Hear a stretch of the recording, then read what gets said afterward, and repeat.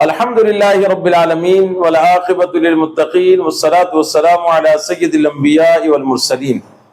اما بعد فاعوذ باللہ من الشیطان الرجیم بسم اللہ الرحمن الرحیم۔ برادران ملت اسلامیہ، السلام علیکم ورحمۃ اللہ وبرکاتہ۔ آپ دیکھ رہے ہیں ہمارا پروگرام صدائے حق اور میں ہوں محمد خالد محمود نعیمی۔ حضرات محترم، ہمارا پروگراموں کا سلسلہ جو چل رہا ہے وہ حضور نبی پاک صاحب دولاد صلی اللہ تعالی علیہ وآلہ وسلم کی مبارک اور پیاری سیرت کے حوالے سے ہم گفتگو کرتے ہوئے آ رہے ہیں۔ پچھلے پروگرام میں ہم نے اس چیز کا ذکر آپ کے سامنے کیا تھا کہ جب اللہ کے نبی صلی اللہ تعالی علیہ وآلہ وسلم نے اعلان نبوت فرمایا تو سب سے پہلے کس نے آپ کی دعوت پر لبیک کہا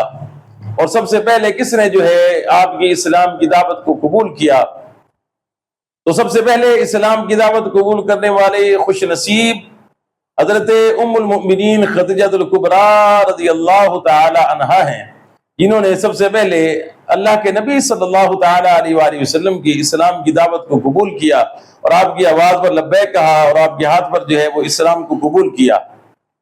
اس کے بعد حضور نبی پاک صلی اللہ تعالی علیہ وآلہ وسلم کے غار یار، غار مزار، آپ کے رفیق، آپ کے وزیر، آپ سے ہر چیز سے بڑھ کر اور دل و جان سے بڑھ کر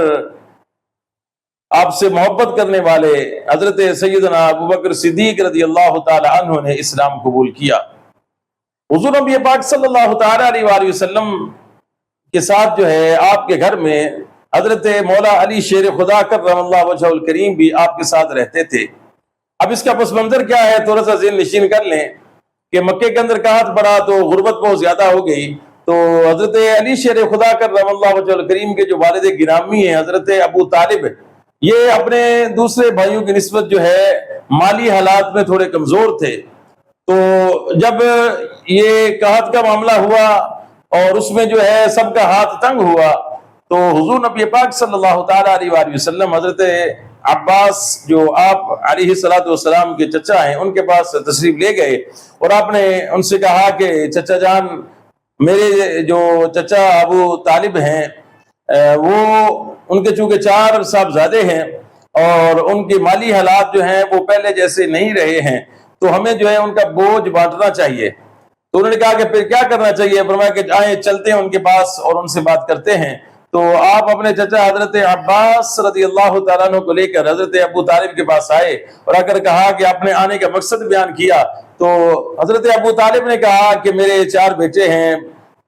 بڑے کا نام طالب ہے، دوسرے کا نام عقیل ہے، تیسرے کا نام جعفر ہے اور چوتھے کا نام علی شیر خدا کرم اللہ وجہہ الکریم ہے۔ انہوں نے کہا کہ جو بڑے بیٹے ہیں طالب اور عقیل ان کو آپ میرے پاس رہنے دیں اور باقی جو دونوں چھوٹے میرے بیٹے ہیں ان کے بارے میں آپ لوگ جو فیصلہ کرنا چاہیں وہ کر لیں۔ تو وہ دونوں جو چھوٹے صاحبزادے تھے حضرت ابو طالب کے، وہ ایک کو حضرت عباس رضی اللہ تعالیٰ عنہ اپنے ساتھ لے گئے حضرت جعفر کو، اور حضرت علی شیر خدا کرم اللہ وجہہ الکریم کو حضور نبی پاک علیہ السلام اپنے ساتھ جو ہے اپنے گھر میں لے آئے۔ تو حضرت علی شیر خدا کرم اللہ وجہہ الکریم جو ہے وہ حضور علیہ السلام کی جو ہے نا وہ آپ کے زیر سایہ تربیت پا رہے تھے اور آپ کے زیر سایہ آپ جو ہے وہ آگے جوانی کی منزلیں جو ہے وہ طے کر رہے تھے۔ جب اللہ کے نبی صلی اللہ تعالی علیہ وآلہ وسلم نے اعلان نبوت فرمایا، اس وقت حضرت مولا علی شیر خدا کرم اللہ وجہہ الکریم کی عمر مبارک جو ہے وہ تقریباً جو ہے وہ 8 اور 10 سال کے درمیان تھی۔ مختلف روایات ملتی ہیں، کچھ روایات میں آپ کی عمر مبارک 8 سال کہا جاتا ہے، کچھ روایات میں عمر آپ کی 10 سال بیان کی جاتی ہے۔ تو ہم یوں لیں گے کہ آپ کی جو عمر ہے وہ 8 سے 10 سال کے درمیان تھی جس وقت حضور نبی پاک صلی اللہ تعالی علیہ وآلہ وسلم نے اعلان نبوت فرمایا۔ تو جب حضور نے اعلان نبوت فرمایا تو اب حضرت خدیجہ الکبریٰ رضی اللہ تعالی عنہا کے ساتھ جو ہے آپ ان کے ساتھ اکٹھے نماز پڑھ رہے تھے، تو مولا علی شیر خدا کرم اللہ وجہہ الکریم نے بھی آپ کو نماز پڑھتے ہوئے دیکھا تو کہا کہ یہ کون سا دین ہے اور یہ کیا طریقہ ہے عبادت کرنے کا، کیونکہ اس سے پہلے تو لوگ جو ہے وہ حبل اور لات اور ممات اور پتہ نہیں کس کس طرح کے بتوں کی جو ہے وہ پوجا کرتے ہیں، آپ کس نئے دین کے حساب سے جو عبادت کر رہے ہیں؟ تو حضور نبی پاک علیہ السلام نے جو ہے ان کو بتایا کہ میں اللہ کا نبی ہوں اور میں دین محمدی صلی اللہ تعالیٰ علیہ وسلم لے کر آیا ہوں۔ تو اس طرح حضور نبی پاک علیہ السلام نے حضرت مولا علی شیر خدا کرم اللہ وجہ الکریم کو اسلام کی دعوت دی، اور انہوں نے جو آپ کی دعوت کو قبول کیا، اور چھوٹے بچوں میں اسلام قبول کرنے والی سب سے پہلی شخصیت حضرت مولا علی شیر خدا کرم اللہ وجہ الکریم کی بھی ہے۔ اس حساب سے آپ کے اسلام قبول کرنے کے حوالے سے کچھ اور روایات بھی ملتی ہیں، لیکن وہ ہم سب کی طرف نہیں جا رہے، اختصار کے پیش نظر کہ ہم نے گفتگو کو جب اختصار کے ساتھ جو ہے آگے لے کر چلنا ہے۔ اب جب حضرت مولا علی شیر خدا اسلام قبول کر لیا، حضرت ابوبکر صدیق رضی اللہ تعالی عنہ نے اسلام قبول کر لیا، تو حضرت ابوبکر صدیق رضی اللہ تعالیٰ عنہ، یہاں یہ بڑی سمجھنے والی بات ہے، حضرت ابوبکر صدیق کی جو شخصیت ہے، حضرت ابوبکر صدیق رضی اللہ تعالیٰ عنہ کا جو ذکر ہے اور آپ کی جو ذات ہے،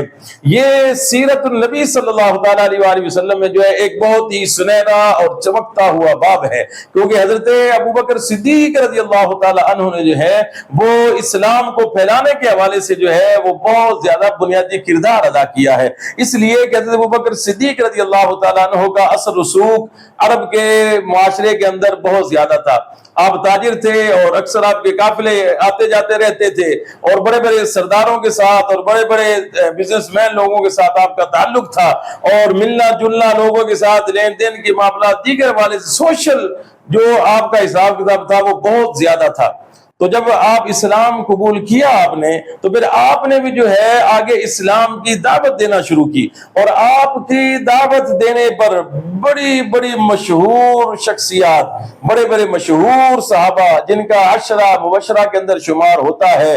ان صحابہ کرام نے جو حضرت ابوبکر صدیق رضی اللہ تعالیٰ عنہ کی دعوت اسلام دینے پر جو ہے اسلام کو قبول کیا۔ اب چند ایک کا ذکر میں کرتا ہوں، پھر ہم اپنی گفتگو کو